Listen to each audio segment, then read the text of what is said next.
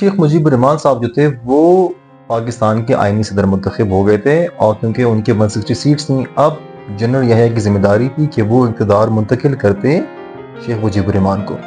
تو انہوں نے کیا کہا، اسی سلسلے میں انہوں نے نیشنل اسمبلی کا اجلاس بلایا 1971 فرسٹ فیب کو ڈھاکہ میں، کہ وہ اس کو منتقل کر دیں۔ لیکن ذوالفقار علی بھٹو صاحب اس بات کو نہ مانے اور انہوں نے نیشنل اسمبلی کے اجلاس میں شرکت کرنے سے منع کر دیا۔ اب جنرل یحییٰ نے صدر ایوب کے دور میں جو لگی سیاسی پابندیاں تھیں اور جو ایبڈو پراڈا ایکٹ سے ان کو منسوخ کرایا، اور ان کا جو متنازع آئین تھا اس کو بھی انہوں نے اس ٹائم منسوخ کر دیا، اور انہوں نے پہلی بار صدارتی انتخابات بھی کروائے۔ اور اس ٹائم پہ ایک قانون یوز ہوا جسے ہم کہتے ہیں کہ ایک آدمی ایک ووٹ کا قانون استعمال ہوا۔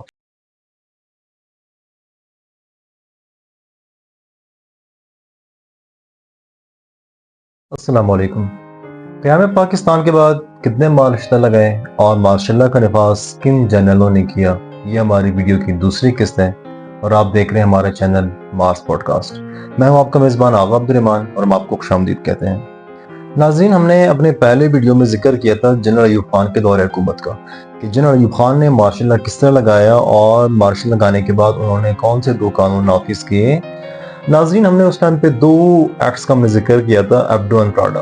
تو کمنٹس پہ ریکویسٹ آئی ہیں کہ ایبڈو پراڈا کو تھوڑا ایکسپلین بھی کیا جائے۔ اب EBDO stands for elective bodies disqualification order, اور جو پراڈا ہے public and representative offices disqualification act. اب یہ 2 قانون اس ٹائم پہ انہوں نے بنائے تھے۔ اب یہ 2 قانون کا مقصد کیا تھا، یہ آپ یہاں پہ شو بھی ہو رہا ہوگا۔ اب یہ مقصد کیا تھا؟ اب مقصد یہ تھا کہ حکومت کو بلا وجہ یا عدالت کی نگرانی کے بغیر افراد کو نااہل قرار کرنے کا یہ قانون انہوں نے بنایا تھا۔ اور یہ جو قانون تھا نا، یہ سیاسیوں کے لیے اور جو عوامی نمائندگان ہیں ان کے لیے بڑا خطرناک ہے۔ اور یہ ان کا جو قانون انہوں نے ایکٹ جو انہوں نے لانچ کیا، اس میں یہ تھا کہ انہوں نے نااہلی کا دائرہ کار وسیع کر دیا تھا، تاکہ اس میں جو عوامی عہدے ہیں اور جو سیاسی دفتر ہیں وہ بھی ان میں ان کی ایک لمبی فہرست ان میں شامل کر دی گئی تھی۔ اور جو نااہل جو افراد ہیں ان کے لیے سخت سزائیں تھیں اس میں، اور بڑی مشکل پابندیاں بھی انہوں نے اس میں لانچ کی تھی۔ اب اس میں یہ تھا کہ حکومت کو بلا وجہ یا عدالت کی نگرانی کے بغیر افراد کو نااہل قرار دینے کا قانون تھا یہ۔ تو ان پہ ایسی پابندیاں لگ جائیں کہ جن کی وجہ سے وہ حکومت کا دوبارہ حصہ نہ بن سکیں، نہ کہ وہ کسی بھی الیکشن میں خود کو الیکٹ کروا سکیں، نہ وہ کہیں پہ حصہ لے سکیں۔ تو یہ 2 قانون تھے جن کو ہم بتانا بھول گئے تھے لاسٹ ایپیسوڈ میں۔ تو یہ ہمارا ایبڈو اینڈ پراڈا کا تو تھوڑی سی ایک سمری تھی۔ اور اب یہ دیکھیں نا، یہ وہی قانون تھے کہ جس وقت تقریباً میں نے آپ کو بتایا تھا پچھلی ویڈیو میں کہ تقریباً آلموسٹ 7,000 لوگوں کو، جو سیاسی لوگ تھے، ان کو نااہل قرار دیا گیا تھا۔ اور ان جو 7,000 لوگ ہیں ان میں سے بڑے مشہور شخصیات بھی تھے، جن میں سے میں آپ کو 2 کا نام بتا دیتا ہوں۔ ایک کا نام تھا حسین شہید سہروردی، اور دوسرے کا نام تھا فیروز خان نون، جن کو اس ٹائم پہ نااہل قرار دیا گیا تھا، اور یہ اس وقت کے بہت ہی مشہور نام تھے۔ جنرل یحییٰ نے مارچ 1969 میں صدر ایوب خان کو استعفیٰ دینے پہ مجبور کیا اور خود چیف مارشل لا ایڈمنسٹریٹر بن گئے۔ اب جنرل یحییٰ ایک ہی وقت ان کے پاس 3 عہدے تھے۔ فرسٹ جو ان کے پاس تھا دیٹ واز صدر پاکستان، دوسرا اس کے پاس کیا تھا کہ چیف آف آرمی اسٹاف، اور تیسرا ان کے پاس عہدہ تھا چیف مارشل لا ایڈمنسٹریٹر۔ اب جنرل یحییٰ نے صدر ایوب کے دور میں جو لگی سیاسی پابندیاں تھیں اور جو ایبڈو پراڈا ایکٹ سے ان کو منسوخ کرایا، اور ان کا جو متنازع آئین تھا اس کو بھی انہوں نے اس ٹائم منسوخ کر دیا، اور انہوں نے پہلی بار صدارتی انتخابات بھی کروائے۔ اور اس ٹائم پہ ایک قانون یوز ہوا جسے ہم کہتے ہیں کہ ایک آدمی ایک ووٹ کا قانون استعمال ہوا۔ اب جو انتخابات کروائے، تو انتخابات کا جو نتیجہ ہے وہ بہت ہی خوفناک سامنے آیا۔ اب وہ نتیجہ کیا تھا کہ ہمارے پاس اس ٹائم پہ پاکستان کے 2 حصے تھے، مشرقی پاکستان اور مغربی پاکستان۔ اب جو انتخابات تھے، جو مشرقی پاکستان تھا اس میں سے شیخ مجیب انہوں نے وہاں سے لڑنا تھا، اور مغربی پاکستان سے ذوالفقار علی بھٹو جو تھے یہاں پہ امیدوار تھے۔ اب انتخابات میں شیخ مجیب نے مشرقی پاکستان میں کلین سویپ کیا، اور وہاں پہ انہوں نے 160 سیٹس جیتی، اور یہاں جو مغربی پاکستان میں ان کی کوئی بھی سیٹ وہ یہاں پہ جیت نہیں سکے۔ یہاں پہ جو ذوالفقار علی بھٹو صاحب تھے انہوں نے کیا کہ یہاں پہ انہوں نے تقریباً 81 سیٹس جو کہ وہ جیتے، اور وہ اگین مشرقی پاکستان میں کوئی سیٹ نہیں جیت سکے۔ اب ظاہری طور پر تو یہ نظر آ رہا تھا کہ پاکستان اسی وقت 2 حصوں میں تقسیم ہو چکا تھا، کیونکہ اس طرف شیخ مجیب الرحمان صاحب تھے اور اس طرف ہمارے پاس ذوالفقار علی بھٹو صاحب تھے۔ اب شیخ مجیب الرحمان صاحب جو تھے وہ پاکستان کے آئینی صدر منتخب ہو گئے تھے، اور کیونکہ ان کے 160 سیٹس تھیں، اب جنرل یحییٰ کی ذمہ داری تھی کہ وہ اقتدار منتقل کرتے شیخ مجیب الرحمان کو۔ تو انہوں نے کیا کہا، اسی سلسلے میں انہوں نے نیشنل اسمبلی کا اجلاس بلایا 1971 1 فیب کو ڈھاکہ میں، کہ وہ اس کو منتقل کر دیں۔ لیکن ذوالفقار علی بھٹو صاحب اس بات کو نہ مانے اور انہوں نے نیشنل اسمبلی کے اجلاس میں شرکت کرنے سے منع کر دیا۔ اب کیا ہوا، ذوالفقار علی بھٹو صاحب خود بھی نہیں گئے، اور ان کے جتنے بھی پارٹی کے جو کارکن تھے یا جو ان کی جو سیاسی جو رہنما تھے یا ان کے پارٹی جو الیکٹڈ جو لوگ کھڑے تھے اس ٹائم ووٹنگ کی الیکشن کے لیے، ان سب کو انہوں نے منع کر دیا کہ کوئی بھی اس اجلاس میں شرکت نہیں کرے گا۔ اور انہوں نے کیا کیا، انہوں نے جنرل یحییٰ پہ دباؤ ڈالا کہ وہ اس اجلاس کو ملتوی کر دیں، اور جنرل یحییٰ نے بھٹو صاحب کی بات مانتے ہوئے اجلاس کو ملتوی کر دیا۔ اب اجلاس کا ملتوی ہونا تھا کہ مشرقی پاکستان میں آگ لگ گئی۔ اب بنگالی سمجھ گئے تھے کہ مغربی پاکستان کی اشرافیہ اقتدار منتقل نہیں کرنا چاہتی، اور مشرقی پاکستان میں سول نافرمانی کی تحریک چل پڑی۔ اب انڈیا جو پہلے سے موقع کی تلاش میں تھا، انہوں نے ایک باغی گروہ جس کا نام تھا مکتی باہنی کے ذریعے انہوں نے مسلح افراد کی بغاوت شروع کروا دی۔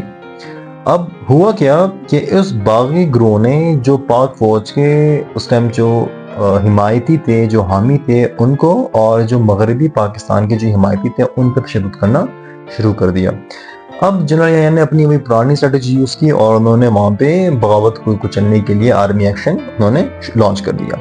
اب آرمی ایکشن کو لانچ کرنے کے لیے جتنی بھی سیاسی جماعتیں تھیں مغربی پاکستان میں، وہ سب اس کے حمایتی تھے، اور ذوالفقار علی بھٹو ان کے سب سے بڑے حمایتی تھے کہ وہاں پہ یہ فوجی آپریشن ہونا چاہیے۔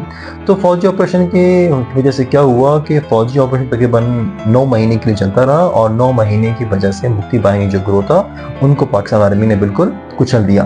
لیکن اس کا جو ایک سائیڈ ایفیکٹ سامنے آیا، وہ سائیڈ ایفیکٹ یہ تھا کہ وہاں بنگال کے لوگوں میں پاکستان اور پاکستان کی فوج کے لیے نفرت بڑھ چکی تھی، اور ان کا پیمانہ صبر لبریز ہو چکا تھا، اور وہ کسی بھی صورت اس کو قابل قبول نہیں کرنا چاہ رہے تھے۔ اب اس بغاوت کو روکنے کا ایک آسان حل یہ تھا کہ اگر جنرل یحییٰ اس ٹائم بھی قومی اسمبلی کا اجلاس بلا لیتے تو شاید آج پاکستان کی ہسٹری کچھ اور ہوتی۔ اب ہوا کیا کہ دوسری طرف انڈیا جو بیٹھا ہوا تھا، ان کو اس کی جو سازش تھی وہ ان کو ناکام نظر آنے لگی، کیونکہ ان کی جو سازش تھی مکتی باہنی والی وہ آلموسٹ وہ ختم ہو گئی تھی۔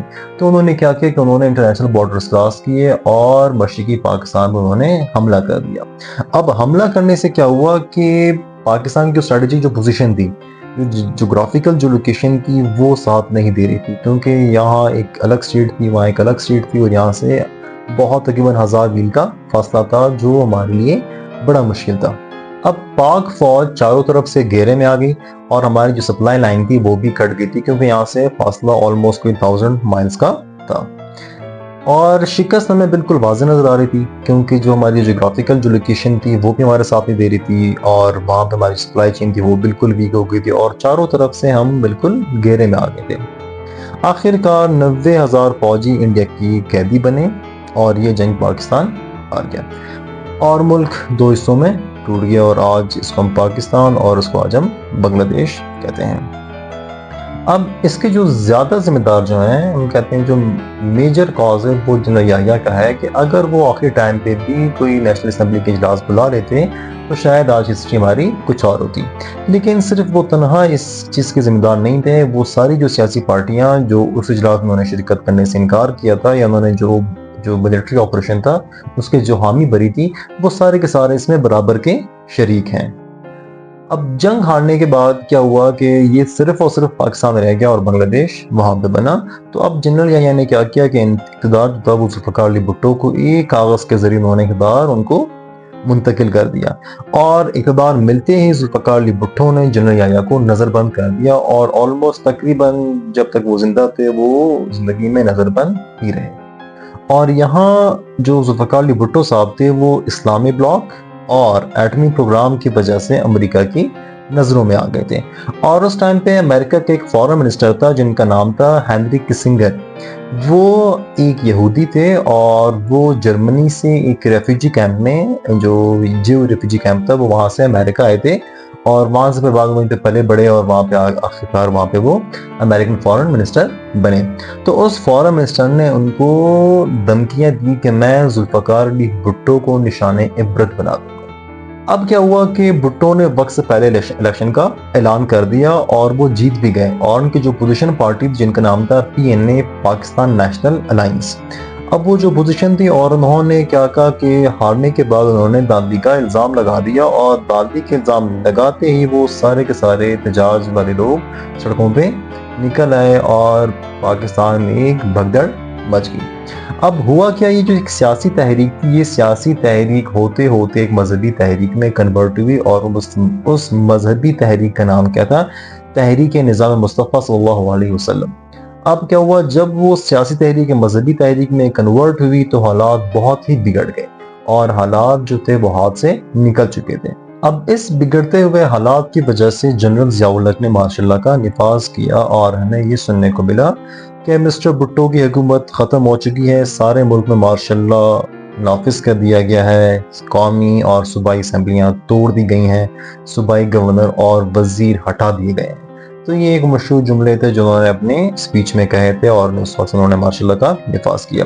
انہوں نے بھٹو کو گرفتار کرایا, اور پھر بعد میں رضا قصوری کی ایک معمولی سے کیس میں ان کو پھانسی پہ چڑھا دیا, اور وہ ان کی سٹوری وہیں پہ کلوز ہوئی. اب جنرل ضیاء الحق کے دور میں کیا ہوا اور جنرل ضیاء الحق کا دور کتنے سال چلا, یہ ہم آپ کو بتائیں گے ہمارے انشاءاللہ دوسری ویڈیو میں. اگر آپ کو ہماری ویڈیو پسند ہے تو لائک کیجیے, سبسکرائب کیجیے, اور دوستوں کے ساتھ لازمی شیئر کریں. انشاءاللہ پھر ملتے ہیں اگلے قسط میں, تب تک کے لیے اللہ حافظ.